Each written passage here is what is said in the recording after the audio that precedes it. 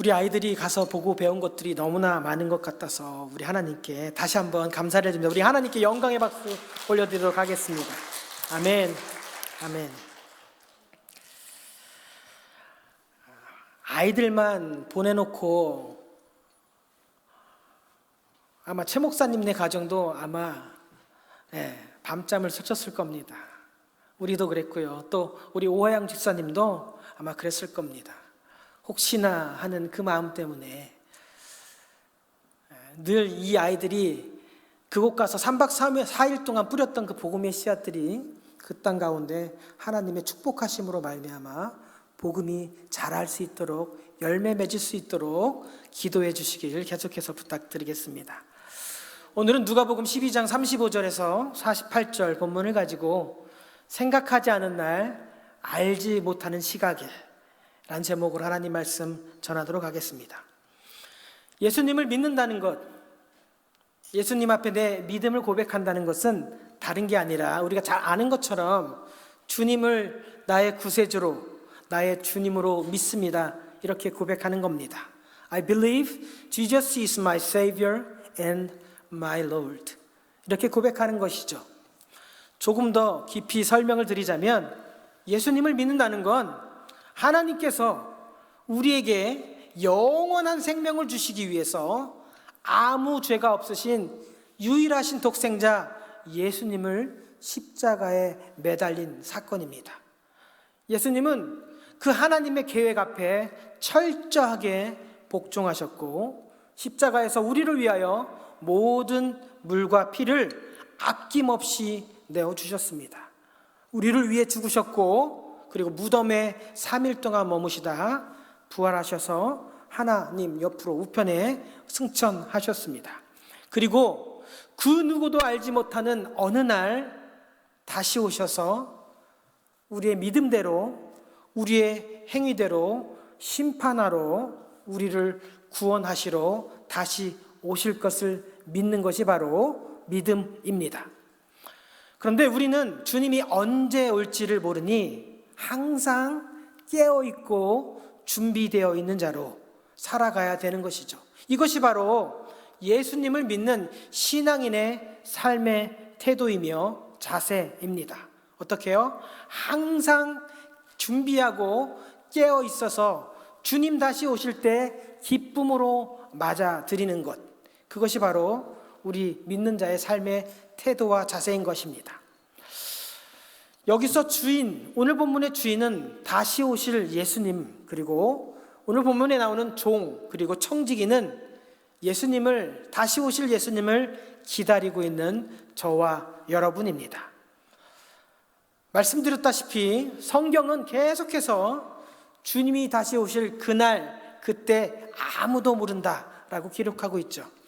마태복음 24장 36절에도 그날과 그때는 아무도 모르니 하늘의 천사도 모르고 아들도 모르고 오직 아버지만 아시느니라, 이렇게 기록하고 있습니다. 베드로후서 3장 10절에는 또 이렇게 기록하죠. 그러나 주의 날이 도둑같이 오리니, 이렇게 말하고 있습니다. 왜 하필 도둑같이 온다라고 하셨을까? 도둑이라는 것은 남의 것을 훔치고 빼앗고 그것을 즐기며 금전적인 이득을 취하는 자들인데 왜 하필 도둑처럼 오신다고 했을까요? 도둑은 아무도 모르는 때에 은밀하게, 조용하게, 그리고 갑작스럽게 다가옵니다. 우리의 마음을 열어놓는 그 순간, 만약 도둑이 제가 권사님의 댁을 몇 날 몇 시에 방문하도록 하겠습니다, 이렇게 예약하고 온다면 그분은 더 이상 도둑이 아니죠. 그분은 손님인 것입니다. 도둑이 아닌 것입니다. 도둑을 막을 수 있는 유일한 방법은 깨어서 준비하고 기다리는 방법밖에는 없습니다. 오늘 본문의 38절에 보면 혹이경에 삼경에라는 시간이 나옵니다. 유대 사람들은 이 밤을요 3등분을 했습니다. 4시간씩 상등분을 했습니다. 그래서 6시부터 10시까지를 1경, 10시부터 2시까지를 2경, 2시부터 또 다른 6시까지를 3경이라고 불렀습니다. 그런데 또 로마 사람들은 다르게 불렀습니다. 로마 사람들은 이 12시간이라는 시간을 4등분, P자를 4등분으로 쪼갰습니다. 그래서 6시부터 9시를 1경, 9시부터 12시까지를 2경, 12시에서 3시를 3경, 그리고 3시부터 6시를 4경이라 불렀습니다. 그럼 우리는 이 시간을 유대시로 해석을 해야 될지 아니면 로마시를 해석해야 될지 헷갈리게 됩니다. 근데 아시겠지만 누가복음은 누가가 썼지요. 그죠? 누가복음은 누가가 썼습니다. 누구를 위해서 썼습니까? 누가복음 1장 3절에 보면 데오빌로 각하에게 쓴 편지입니다. 데오빌로는 로마의 고위 관직자였습니다. 그러면 데오빌로가 이 글을 읽고 이해할 수 있도록 로마시로 썼을 것입니다. 그러니까 우리는 이 시를 로마의 시 2경, 3경, 즉 12시부터 3시 또는 9시부터 12시로 해석을 해야 됩니다. 그런데 중요한 거는 시계가 도대체 이게 새벽이냐 아니면 자정이냐 이것이 중요한 것이 아니라 주인은 반드시 돌아올 것인데 우리가 미처 생각하지 않는 날, 우리가 전혀 준비되지 않을 그 시각에 주인, 바로 우리 주님께서 돌아올 것이라는 겁니다. 오늘 같은 날은 주님께서 안 오시겠지. 설마 이런 날 오시겠어. 아니 우리 주님 그래도 배울 만큼 배운 분인데 이렇게 예의 없이 한밤중에 오시겠어. 우리가 전혀 생각하지 않은 날, 전혀 알지 못하는 그 시각에 우리 주님께서 오신다는 겁니다. 그러니 우리는 어떻게 해요? 늘 깨어서 준비하고 우리 주님 맞을 준비를 기다리고 있어야 되는 것이죠. 그래서 오늘 본문 1절, 그러니까 35절이 이렇게 시작하는 것이죠. 너희가 주님을 기다릴 때 어떻게 기다리냐면 허리에 띠를 띠고 등불을 켜고 서서 기다리라고 하는 겁니다. 아니 허리에 띠를 띠고, 아시죠? 유대인들의 복장은 아주 머리 이 어깨부터 발끝까지 이루어진 통옷입니다. 이것을 묶지 않으면 행동을 하기가 너무너무 부자연스럽습니다. 허리에 띠를 동이라는 것은 옷을 촥 입고 준비하고 기다리라는 것입니다. 대통령을 만나러 갈 때 옷을 대충 아무거나 입고 나갈 수는 없는 것이죠. 마찬가지로 주님, 이 땅의 왕으로 심판자로 오실 주님을 맞이할 때 옷을 준비하고 get dressed 라는 뜻입니다. 옷을 준비하고 등불을 켜고 이렇게 말하고 있죠. 띠를 띠고 등불을 켜고 서 있으라, 이 말은요 완료형입니다. 완료, 이미 행해진 것입니다. 주님이 오셨는데 wait a second 이렇게 말할 수 없다는 겁니다. give me one moment 라고 말할 수 없다는 겁니다. 준비된 자세로 등불이 켜져 있는 상태로 우리 주님을 맞이하라는 것입니다. 기쁨으로 맞이할 수 있도록, 주님이 오셨을 때 주님 죄송해요 이렇게 맞이하지 않도록 미리 다 준비하고 깨어있고 완전히 준비가 된 상태로 우리 주님을 기다리라는 것입니다. 우리 주님께서 오시면 분명히 오셔서 이렇게 노크를 하실 겁니다. 그럴 때 그 아무도 주님 아직 저는 준비가 안 됐습니다 라고 말하면 안 된다는 것이죠. Be dressed, ready for service and keep your lighting burning. 우리의 불이 꺼지지 않도록 미리 등불도 준비하고 옷도 갖춰 입고, 그리고 주님이 노크하는 그 순간에 문을 열어드릴 수 있도록 준비되어 있는 삶을 살아가라고 오늘 본문을 통해 우리에게 말씀하고 있습니다. 또 하나, 두 번째 스토리는 청지기의 삶을 얘기하고 있습니다. 주인이 더디 오겠지 하면서 맡긴 종들을 때리며 먹고 마시며 취하지 말라라고 합니다. 생각하지 않은 날, 알지 못하는 그 시대 시각에 주인이 돌아와서 우리의 행위대로, 청지기의 행위대로 엄히 때리고 신실하지 아니한 자는 벌을 받을 것이다.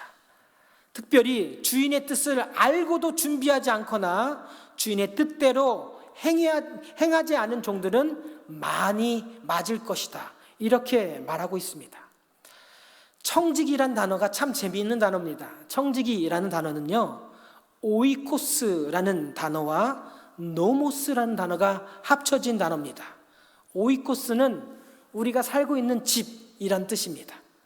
그리고 노모스는요, 법 또는 규율이란 단어입니다. 오이코노모스, 이 두 단어가 합쳐져서 오이코노모스, 즉 청지기라는 단어가 됐는데, 집을 법과 규율대로 잘 다스리는 자가 바로 청지기입니다. 청지기는 주인의 모든 소유와 재산, 그것을 주인의 법과 규율대로 다스리는 자가 바로 청지기이라는 것이죠. 그런데 오늘 본문에 주님께서는 뭐라고 하시냐면 다음 절에 보면 지혜 있고 진실한 청지기는 어떤 사람이냐 하면 때를 따라 양식을 나누어 주는 사람이라고 말하고 있습니다. 때를 따라 양식을 나누어 주는 사람, 이 사람이 바로 청지기라는 것이죠. 내 것이 아니니까, 주인의 것이니까 마구마구 퍼주는 사람도 청지기가 아니고요, 아끼고 아껴서 재산을 손해보지 않도록 안 돼 하는 사람도 아니고, 맡긴 달란트를 잃어버릴까 봐 땅에 묻어두는 자도 청지기가 아니라고 말하는 겁니다. 오히려 착한 지혜 있는 청지기는 어떤 사람이냐?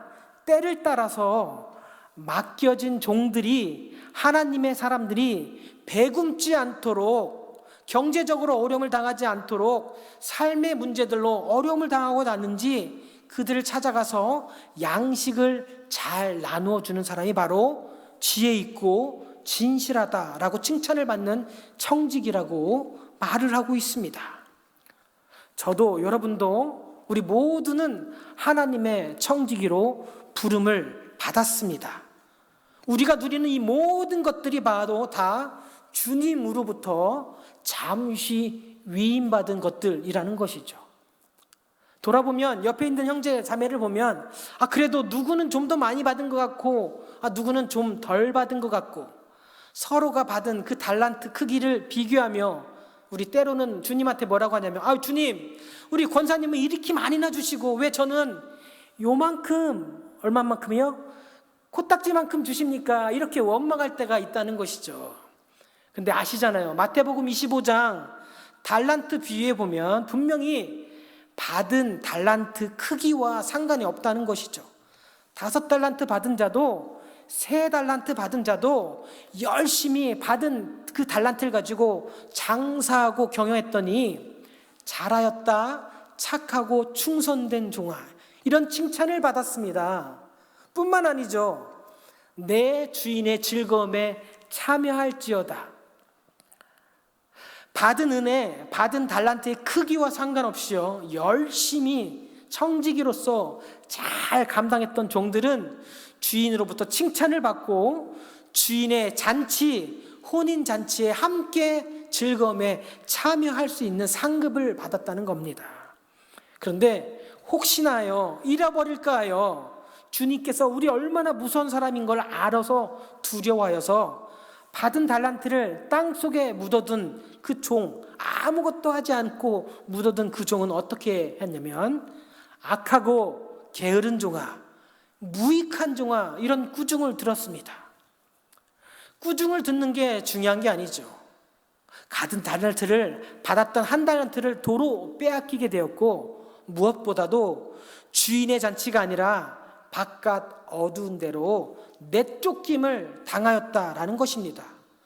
꾸중을 듣는 것이 문제가 아니라 주인의 생명잔치, 주인의 이 혼인잔치에 참여할 수 없도록 영원토록 내쫓김을 당하는 게 문제입니다. 그러니 우리는요, 어떻게 해요? 하나님의 방법대로, 하나님의 마음대로 오직 하나님을 위하여 때를 따라 양식을 나눠주는 자로 살아가야 되는 겁니다. 우리 주변을 돌아보시면서 혹시 배굶고 있는 형제, 자매가 없는지, 혹시 삶의 문제로 힘들어하는 자매가 없는지 돌아보고 필요하다면 양식을 나눠주는 자, 그들이 바로 지혜 있고 진실한 청지기, 이렇게 칭찬을 받을 수 있는 것입니다. 그런데 오늘 본문에는 더 나아갑니다. 더 나아가요. 어떻게 나가냐면 마지막 절에 보면 많이 받은 자에게는 많이 요구할 것이다, 많이 맡은 자에게는 많이 달라 할 것이다, 이렇게 말하고 있습니다. 받은 달란트대로, 받은 은혜대로 그 받은 권한이 크면 클수록 감당해야 될 책임과 의무가 함께 커져가고 막중해진다는 겁니다. 내게 이런 귀한 직분, 내게 이런 귀하고 큰 직분을 맡기셨으니 니들 잘 들어, 내 말대로 안 하면 알지? 이렇게 주님께서 주신 권한과 직분을 내 마음대로 남용하고 과용하는 것이 아니라 직분자들은 그 권위가, 모든 권위가 하나님께서 주신 것임을 늘 기억하며 겸손하게 충실하게 맡겨진 권한과 책임을 감당해야 하는 것입니다.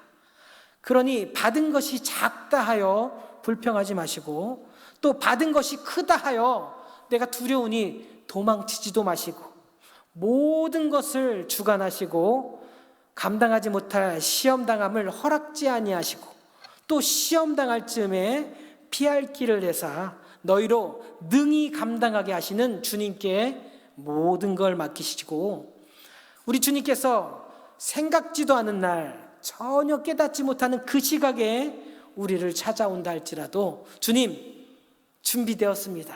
주님, 저는 주님을 기다렸습니다. 이렇게 깨어있고 준비되어 있어서, 또 주변에 있는 성도님들, 어려움을 당하는 성도님들 위해 돌아보시고 양식을 내어줄 수 있도록 하나님의 사람들에게 때를 따라 은혜의 양식을 내어주시고 함께 아름답게 풍성하게 내어드릴 수 있는 축복의 삶을 살아갈 수 있는 저와 여러분 되시길 예수님의 이름으로 축복합니다. 기도하겠습니다. 하나님,